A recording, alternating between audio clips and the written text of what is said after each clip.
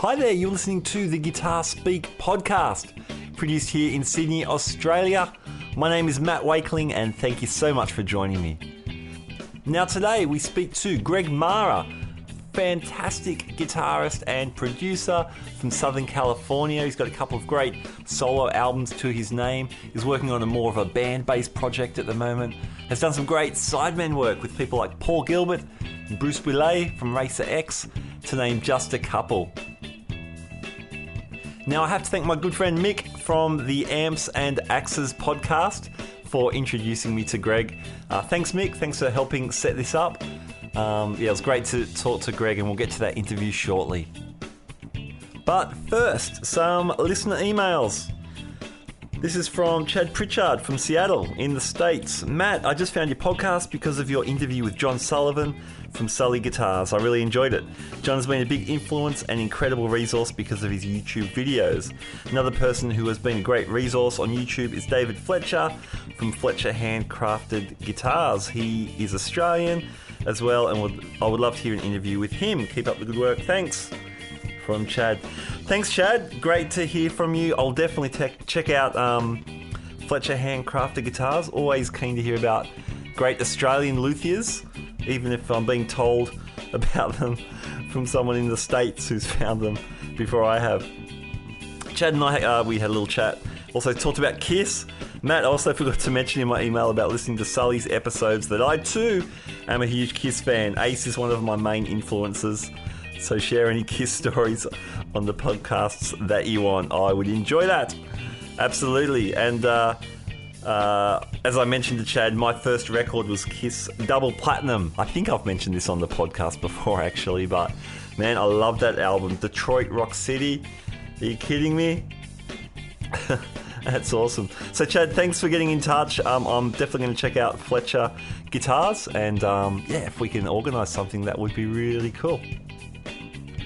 Alright, another message. This time this was through Instagram. Rob Rhodes, who I think's been following our podcast for a while. G'day, Rob. Rob writes, my Aussie guitarist wish list for Guitar Speak podcast. Mark Lizotte, Erwin Thomas, Krishna Jones, Dave Leslie, Jim Kelly, and Chris Cheney. Man, that's a brilliant list. Thank you, Rob. Now listen, I can't name names. I won't name names until the job is done, but I have been reaching out to a number of Australian guitarists, some of whom are household names, some of whom are not in the mainstream music consciousness, but are definitely huge parts of the Australian guitar community. So hopefully some really good stuff can come about. Rob, I won't mention names, but hopefully we can get some good stuff that might satisfy part of your list. That's all I can say. But again, thank you for your message.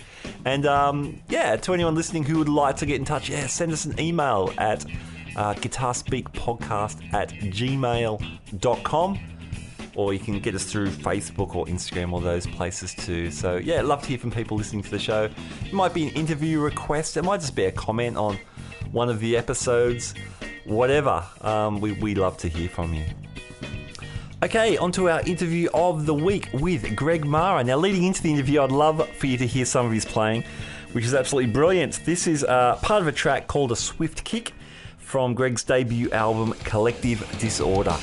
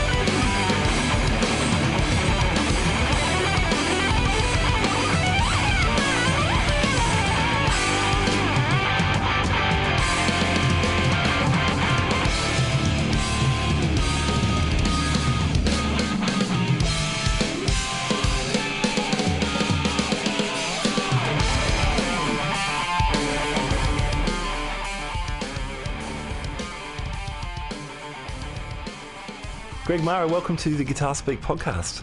Thanks for having me on, Matt. It's my pleasure to be here. Great to have you. And I'm speaking to you, you're in Southern California. Were you brought up there? I grew up in Pennsylvania, and about 20-something years ago, I moved to Southern California, so I feel more like a native here now. Okay, yeah, cool. Very cool. Now, what was your start on guitar? I think my mom will try to say that it was when I was 3 years old, and she got me a plastic cowboy guitar for Christmas with a little vinyl floppy record, but it probably was more like 7th or 8th grade when I got a little nicer guitar. I think at that time I had an aunt, and they must have ordered a guitar from the JCPenney catalog. Okay. And I showed an interest, and that's the guitar I had. It was a Harmony with an amp, and the amp there was no distortion. It was completely clean. It was, very uninspiring, but yeah, that was my start. Okay, cool. And what were you listening to? Like, was there stuff that was inspiring you to play the guitar, or did you just start playing and the influences came afterwards?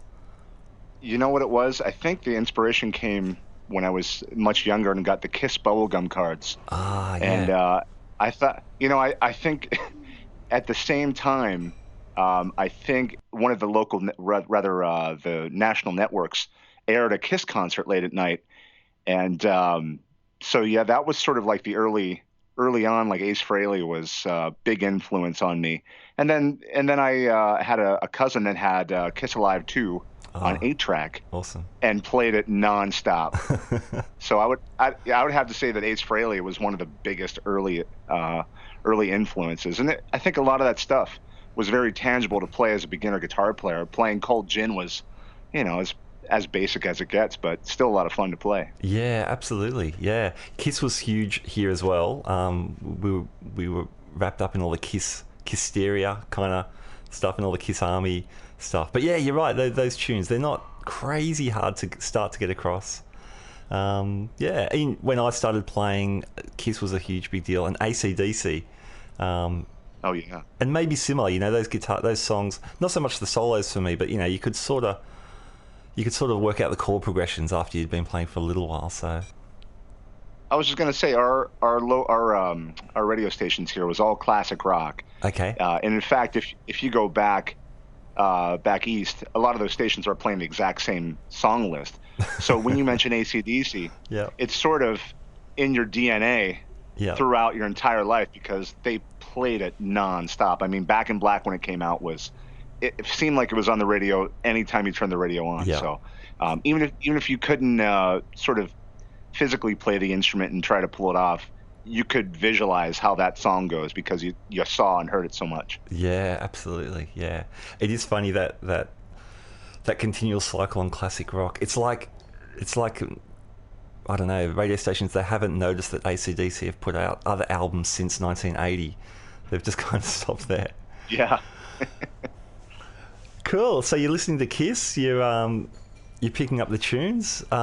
Your first album, your first solo album, Collective Disorder. So that came out in 2005. By then, you're playing a lot of heavy rock, kind of influenced some down-tuned stuff, some great, fantastic instrumental work. How did you come to that style of playing?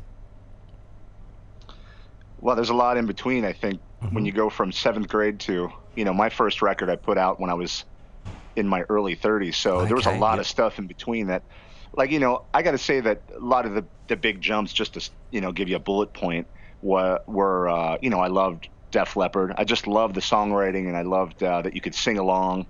And Phil Collin for me was just such a tasty player, and he'd put the fast bits where it was most interesting, but yet he and Steve Clark played melodies. So that was for me some of those early influences, and I'm sure I'm missing a ton of them. But next up was when Steve Vai came out with David Lee Roth and Eat 'Em and Smile in '86. That, I mean, really, it just changed everything for me. And that he still had the cool melodies, but it was something that was much more, was higher elevated than anything else I had ever heard. I mean, because at the time it was like Scorpions and things like that. And when I was like 11 and 12, that's what I knew. But then when I was a little bit older, it was Eat 'Em and Smile, and then of course Metallica came out with Master of Puppets, and those guys, to me at that time at age 14, 15, that was like perfect timing. So that was like the next level. And even throughout the next couple decades, until I had enough of the resources to put together that first record you're talking about, it was still pretty much like Steve Vai and Joe Satriani and all those instrumental shredders.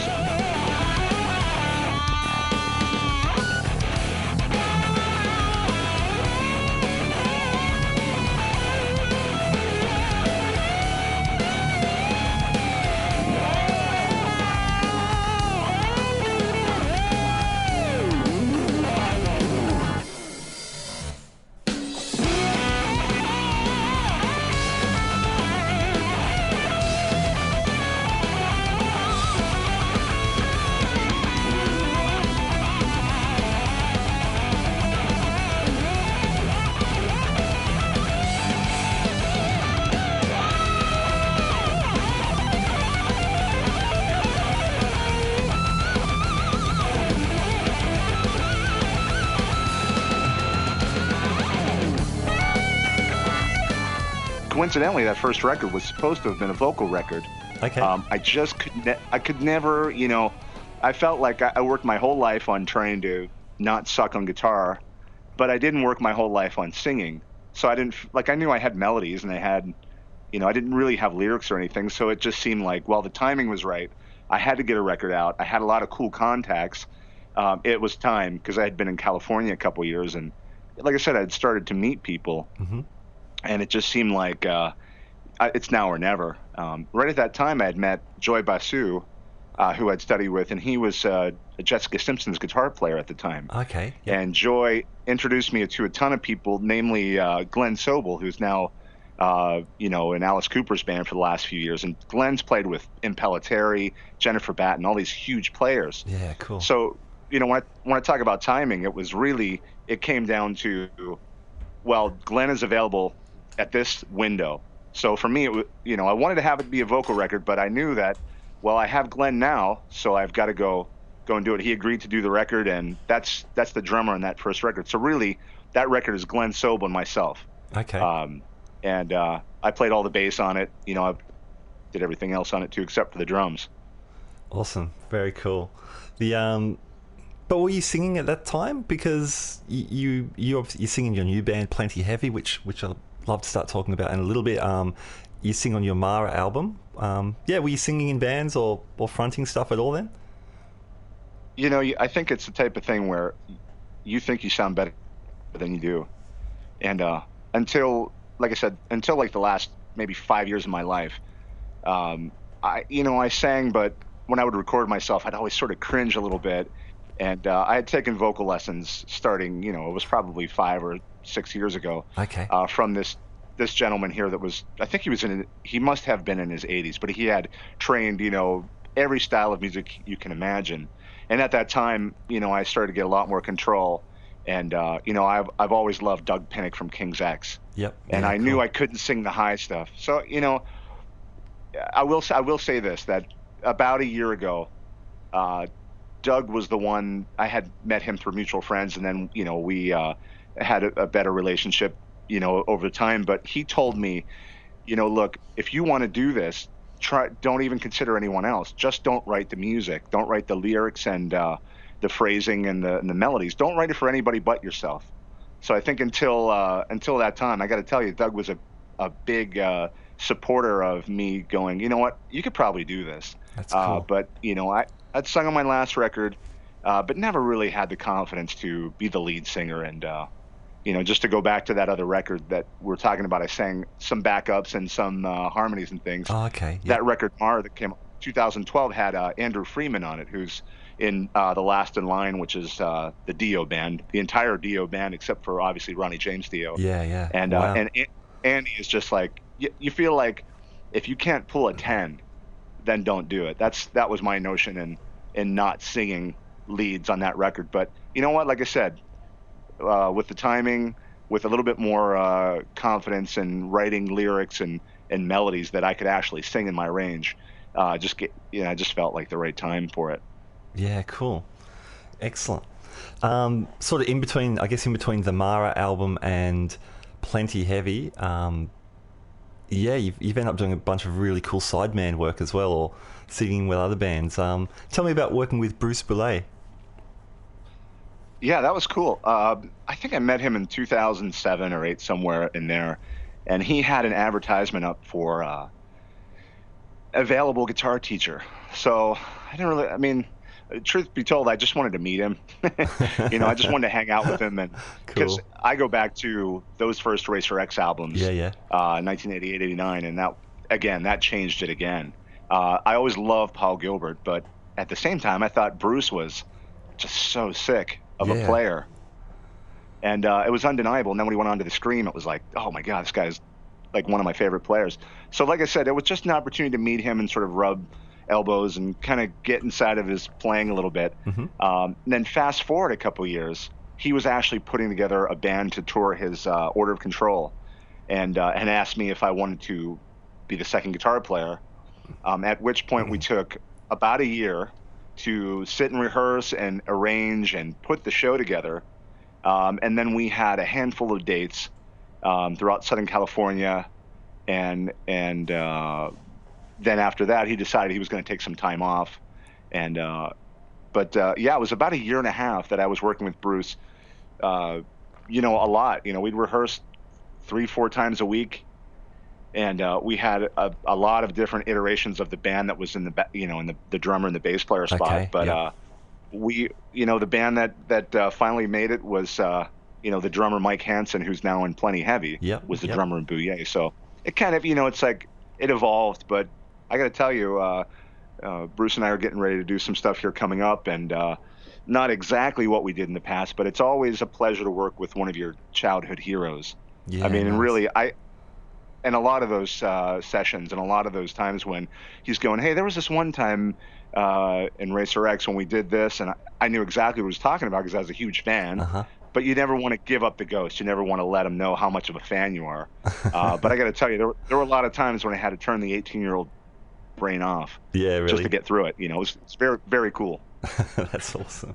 I've seen some videos of you guys, and it's insane. Like a lot of that twin guitar harmony stuff, and really extended lines. Not dissimilar perhaps to the Racer X stuff. When it's not like say a Thin Lizzy tune when you've got a killer riff that's harmonized. We're talking about really long, intricate lines that you guys are nailing together. So, yeah, I imagine you're doing a lot of work together.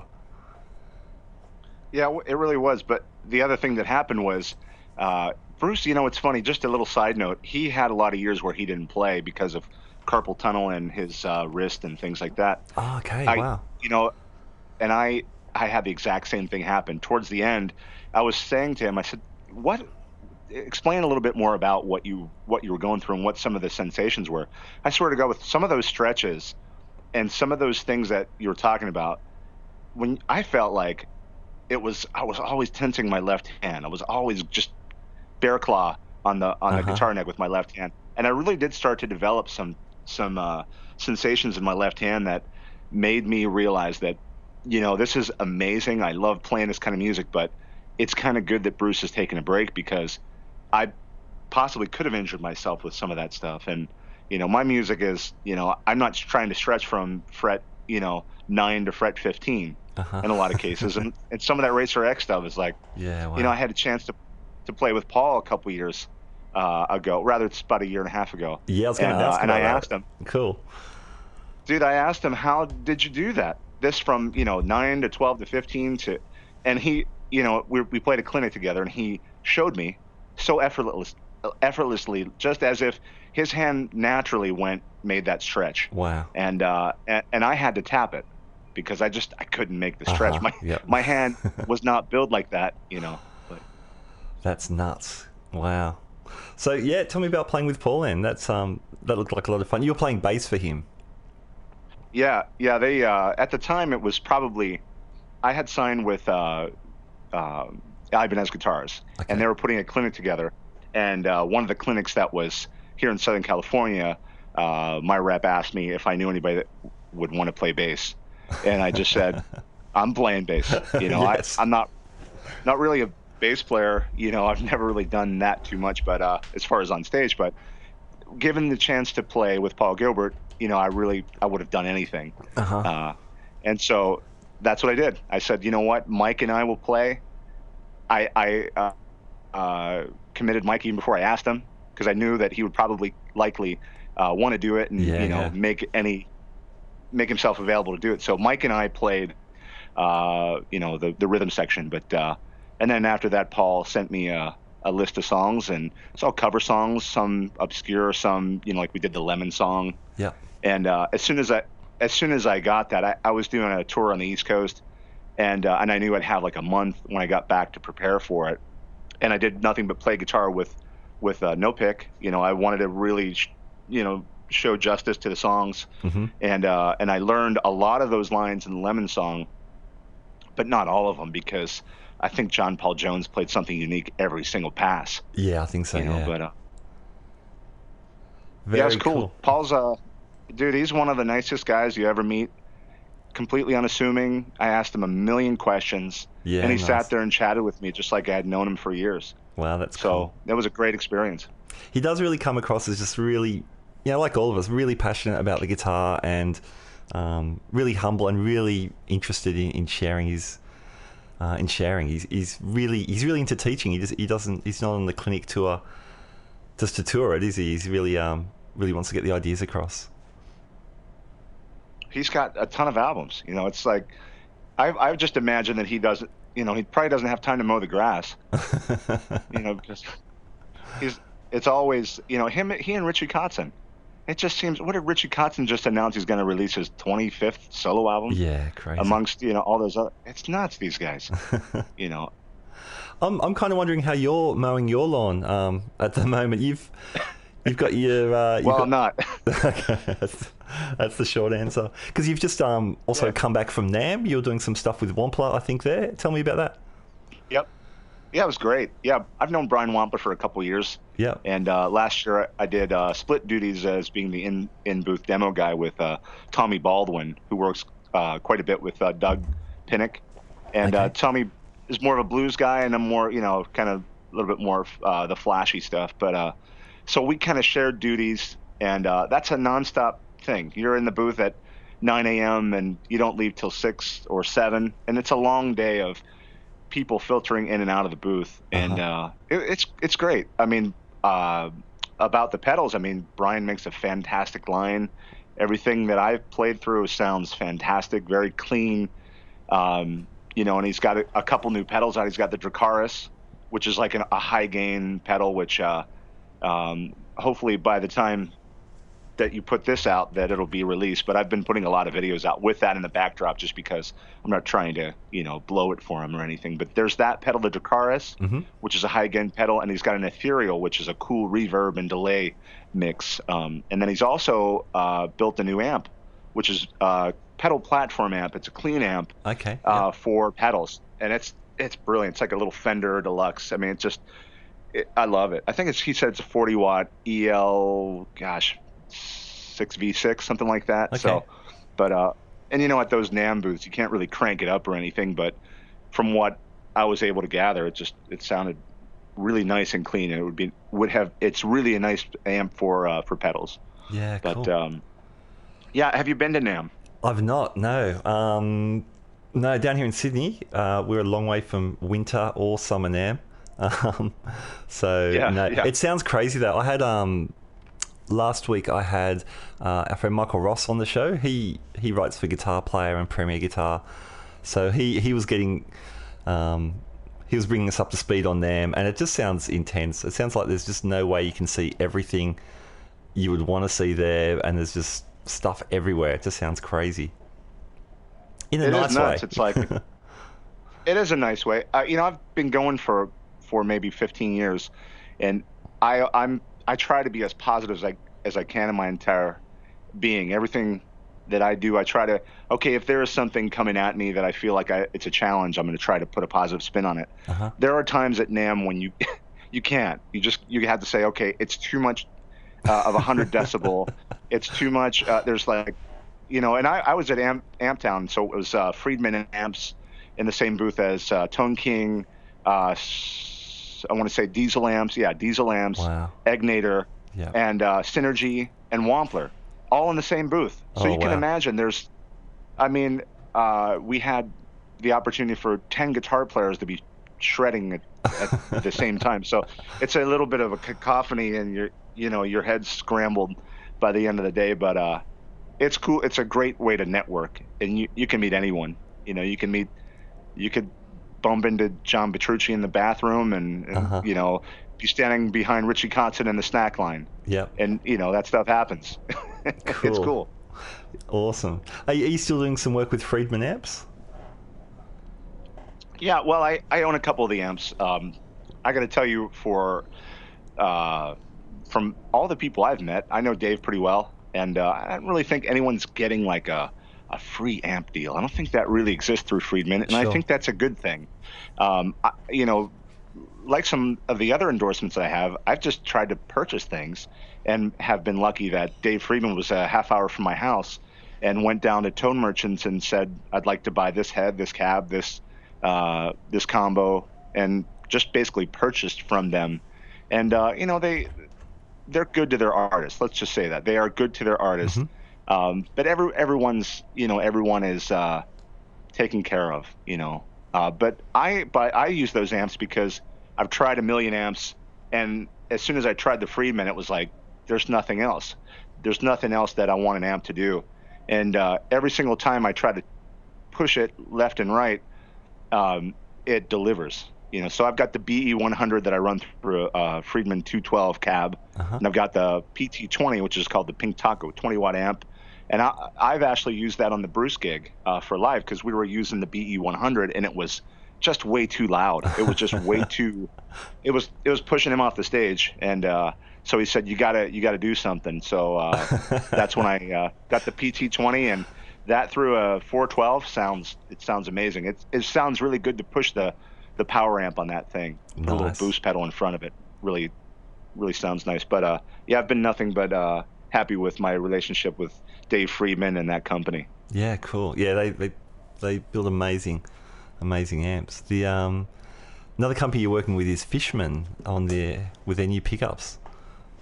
Yeah, I've been with them about 2 years now. Yeah, cool. And before then, I had done a lot of work. I was a DiMarzio pickups artist, and I did over 50 clinics for them all throughout the United States, Guitar Centers, Sam Ash, boutique shops, and swore by that company. And I got to the point where one of my artist relations guys that I was real close with was leaving.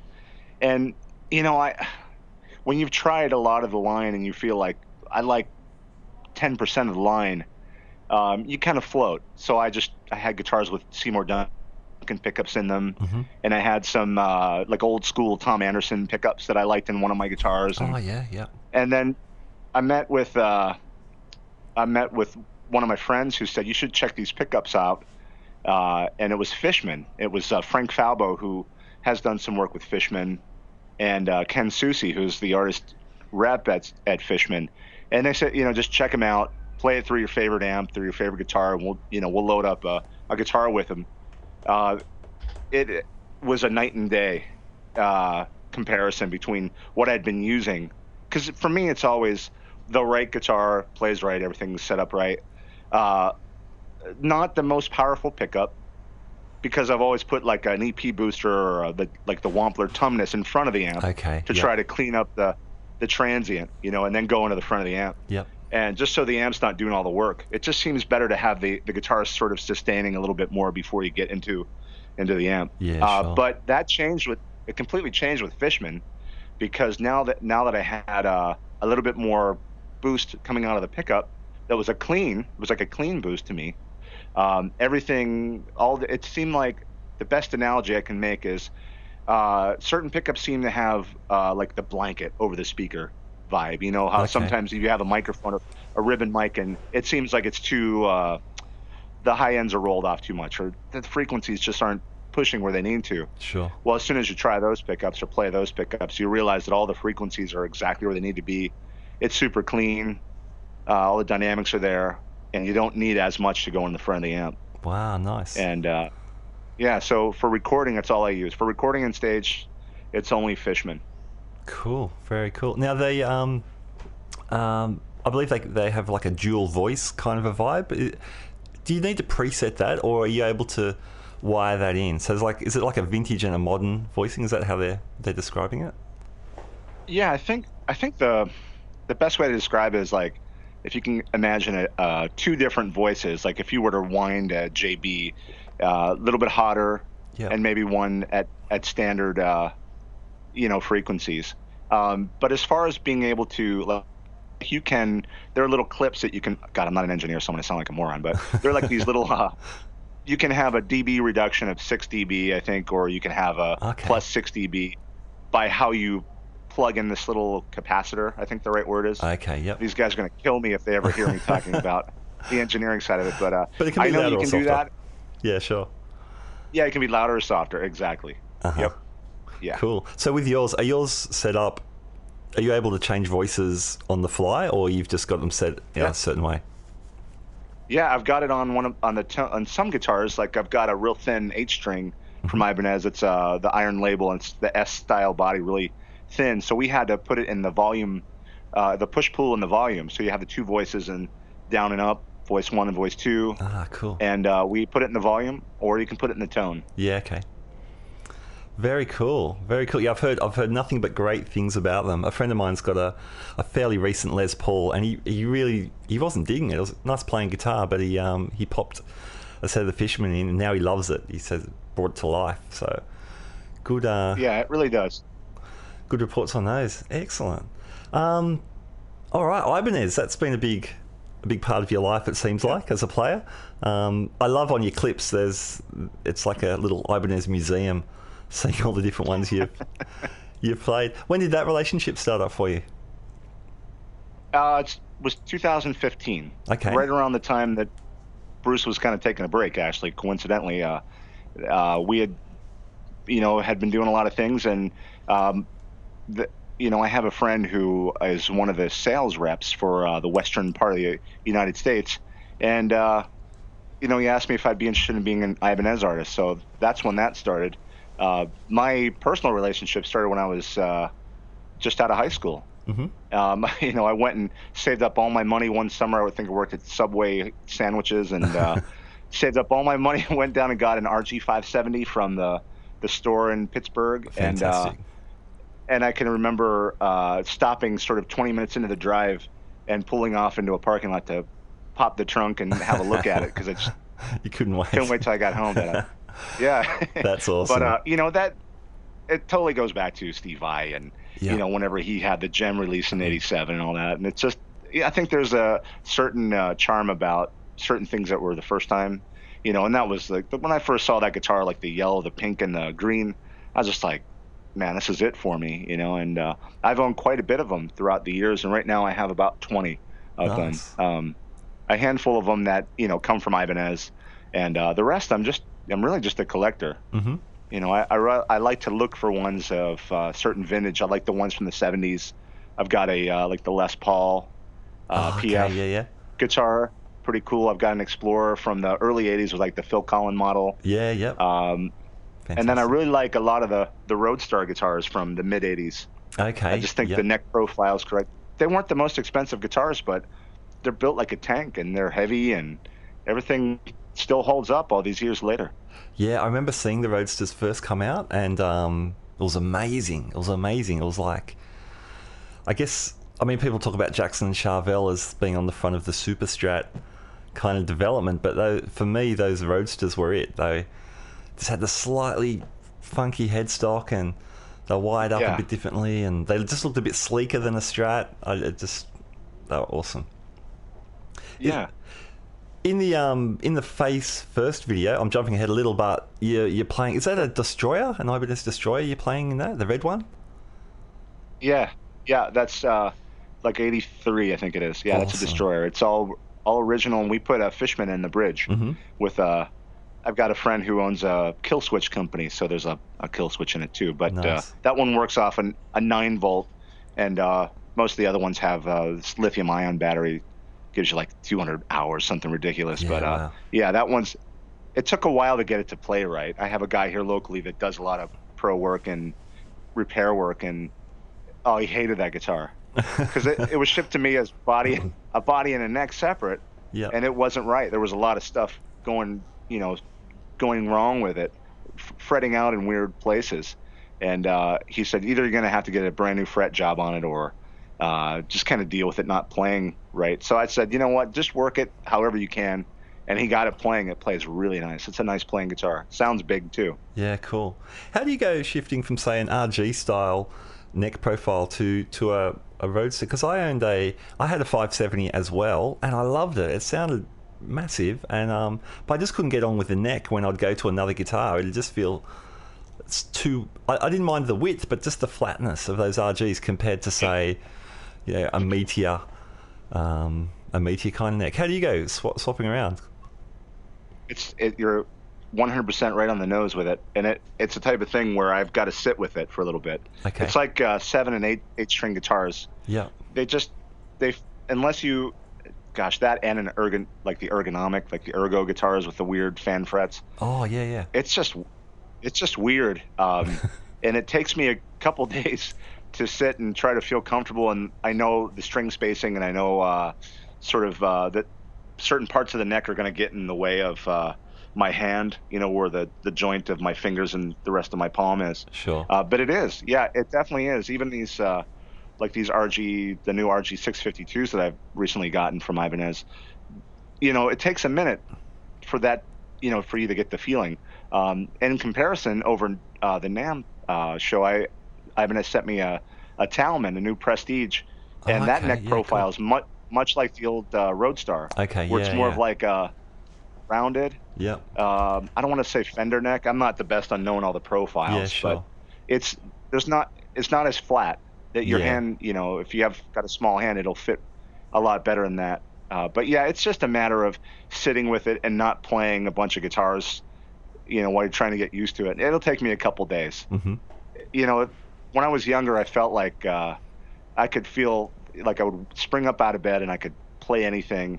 And I don't know what that was, but I could play a lot better, a lot quicker when I was younger. Now it takes me, I've got to warm up for a half hour, an hour if I haven't played. Uh-huh. And so it's just that scenario where I've got to sit with it for a while. Sure. We've mentioned Plenty Heavy a few times. Now, this is a new band project for you. What's the thinking behind that? What got you inspired to start a power trio? Yeah, everybody was in town. No one was on the road. It just seemed like I could get the bass player, I could get the drummer, and let's try to make something happen with this.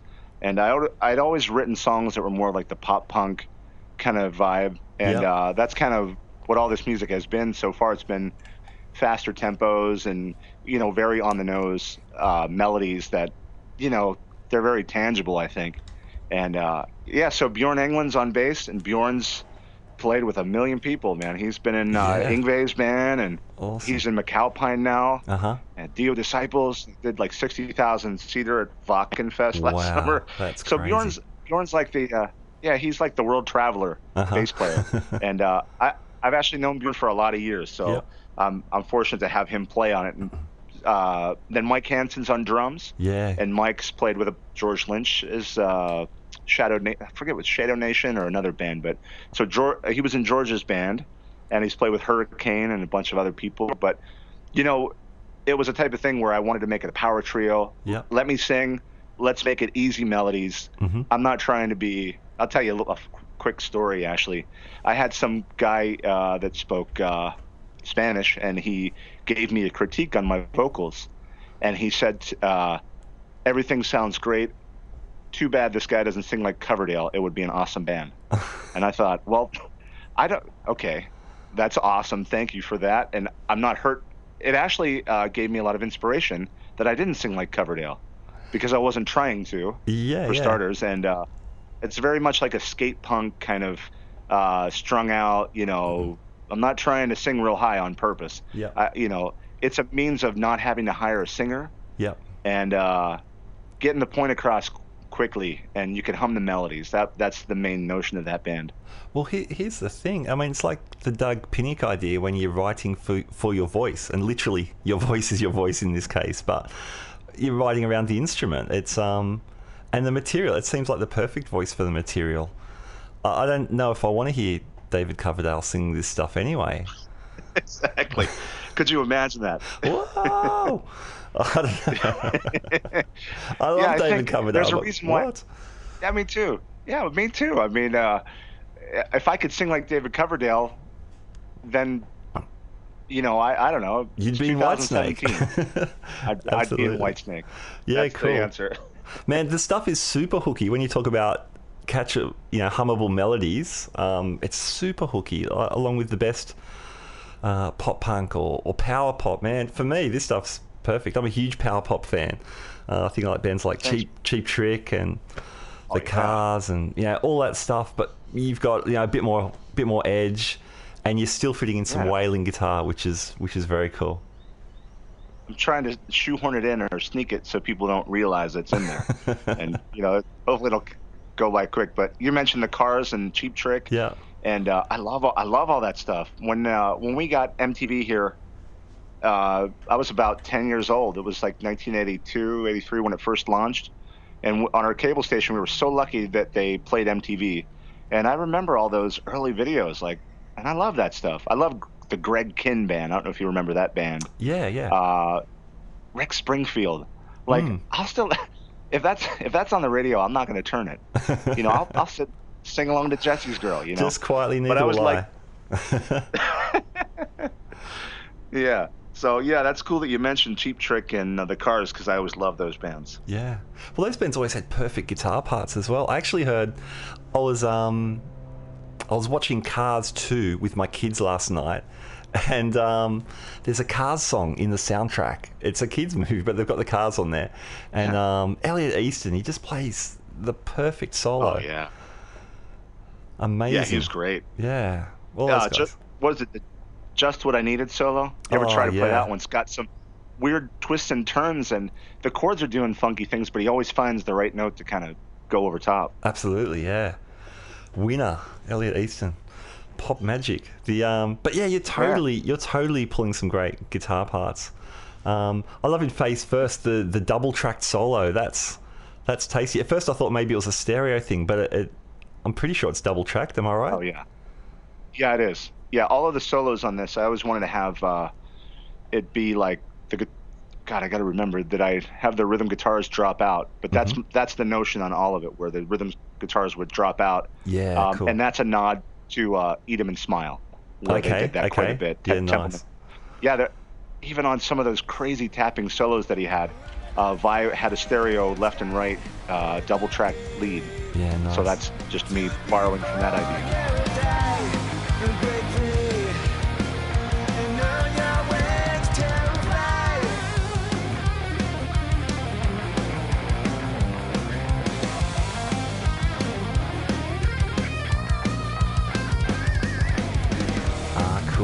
Cool. It's a great sound. It's a really cool sound. And man, you're very tight. You're super tight with it, which really which is a really cool thing. Which makes it bigger, I think, rather than a sloppy double track. Yeah. Yeah. Thank you. Not that can be bad. It's funny talking about double tracking. Obviously Randy Rhoads is known for double and triple tracking solos. The first time I was aware of double tracking was listening to Ozzy Osbourne, and I didn't know the guitars were double tracked because it was so tight from Randy, but Ozzy's vocals are so sloppy, the double track, it just scared me when I was 14 listening to it in headphones. Yeah. Oh man. Anyway, yeah, that's the case for sure. Yeah, but it sounds cool. And you've the last single is Another Bad Day, which is great too. You're doing a very cool guitar and vocal unison kind of line in the verses. Yep. Awesome. Well, thanks for picking up on that. Yeah, that was kind of, well, look, that was the first song I put out with me singing leads on it. Oh, okay. So I kind of felt the other way. Yep. Yeah, so I kind of felt like, why don't I have that in there too as a safety net? Because if the very first thing you hear is just me singing, and it turns out that people really don't like the way I sound, that I'd at least have the guitar in there. You know what I mean? And then slightly tucked in the backdrop of Face First is the same thing. Is it really? The exact same thing. It's tucked just underneath the lead vocals. Just so it's, if you listen for it, I'm doubling the lead vocals with my with a guitar melody back there. Wow, I'll have a double listen. I just thought for Another Bad Day, I thought it was just a cool texture. I didn't know you're hiding. Don't tell me that. Yeah. Yeah. You're having another bad day. Things are going your way. All your friends are bitter enemies. Like your brain still complain, gone insane. You have no idea why they're stabbing you back. I'm having another good day. Didn't ask you to stay. Take a shit attitude. Evil stare, no one cares when you're leaving. Don't let the towel hit you on the way out. Always saying that you're falling apart. The weight of the world is on your shoulders. You don't ever want to give you the time of day. Are you in drop D for that tune? Yeah, for Another Bad Day, it's drop D. Yeah. And face first, it's a half step, but it's a standard tuning. It's not drop on that one. Okay, cool. Very nice. Yeah. So what are your future plans for Plenty Heavy? Well, we in another week here, we're going in to do another video. The marketing behind this, since I decided to not use a record label or anything like that and just do it all myself, was to put out a video for every single song we made. I've done too many projects where you put out a full-length record and, you know, all of the songs except for one, except for the single, are buried. And if someone doesn't listen for that, those other, you know, bits of music that you might have worked months on, it's for nothing, you know. So I decided that every song we put out, we've got about 8 songs finished, except for my parts. I've got to put all my parts on it. Cool. Third song is going to be out here in the next, probably early March. We're going to do the video when Bjorn gets off of the Tony McAlpine leg. They're doing the Iridium this weekend in New York. And then when he comes back next week, we're going to shoot the video for a song called A Swift Kick. But it's actually a remade version from my first record with vocals. Yeah. And so that's the next thing. And then I'm going to finish the record and hopefully have it out by April is my plan. But I want to get at least 2 more videos. Yeah. Well, we're going to have 2 more videos. And then after that, you know, see where it takes us, you know, with everyone being a hired gun, not in my band, but in general, these guys make their living from working, you know, playing gigs and things like that.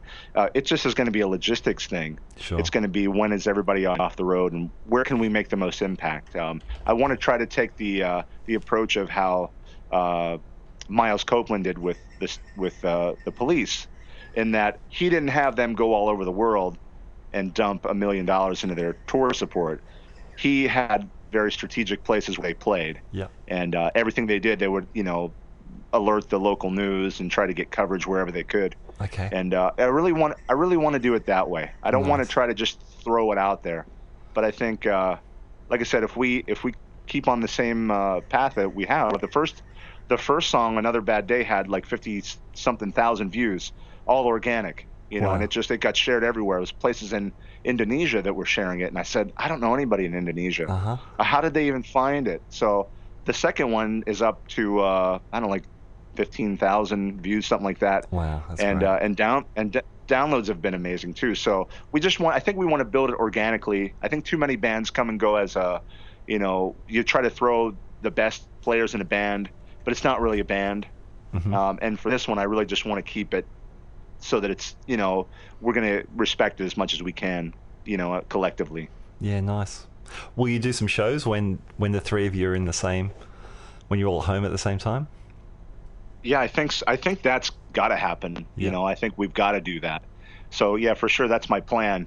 Like I said, I know bands like the Aristocrats who they don't have vocals, but you've got Guthrie Govan, Brian Beller, and Marco Miniman on drums. Yep. They're huge.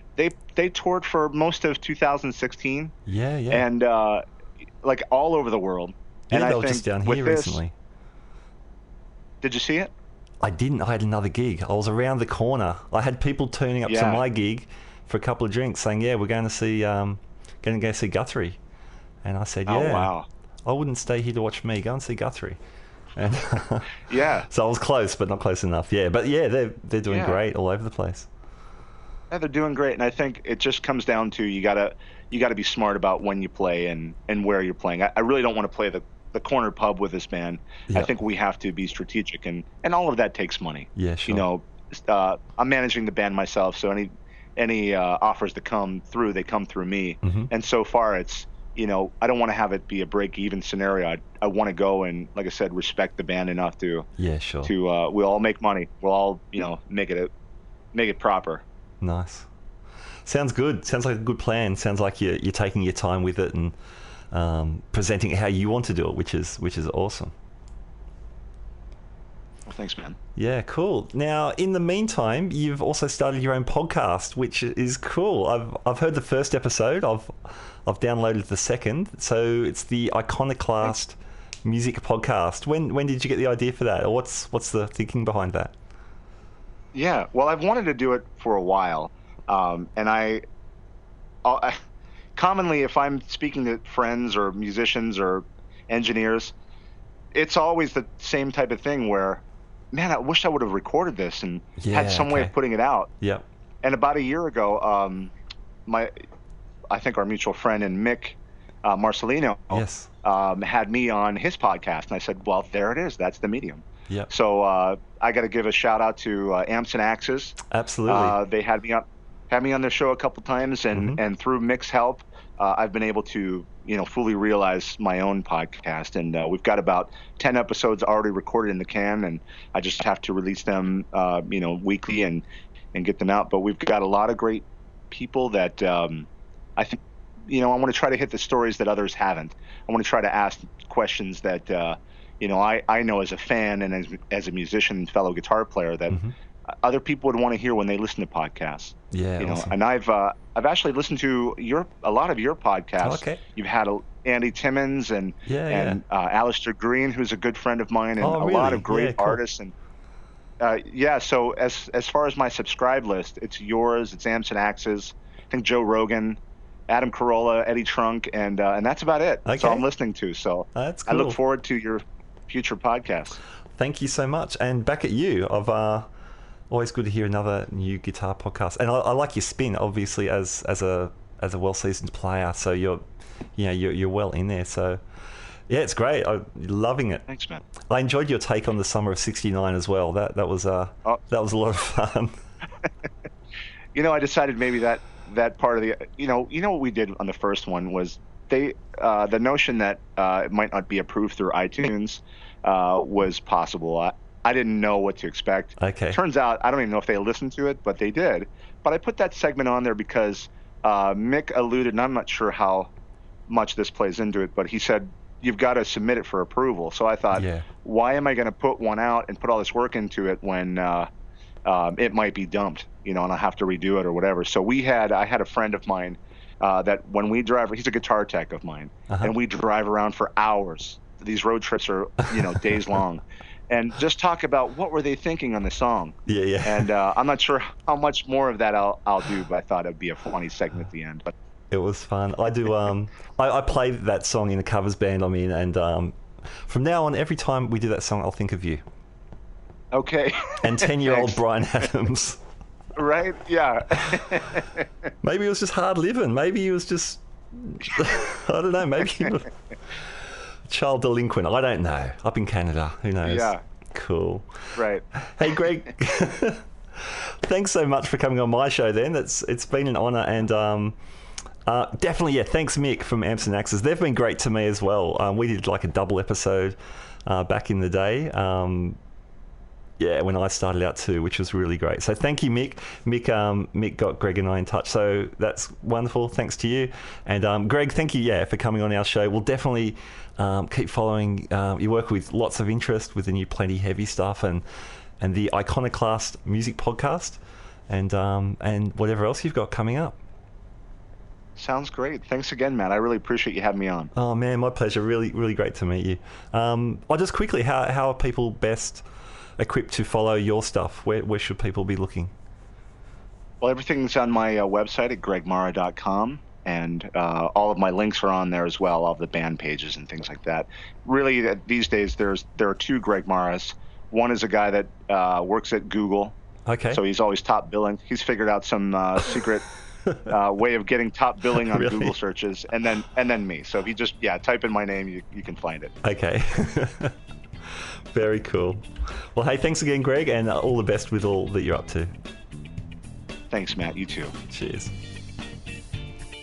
All right, there you go. My interview with Greg Marra. What a good guy. And fantastic guitar player, as you heard throughout our interview. Greg's podcast is great. I've heard the first episode. The second one is with our old friend Rob Balducci.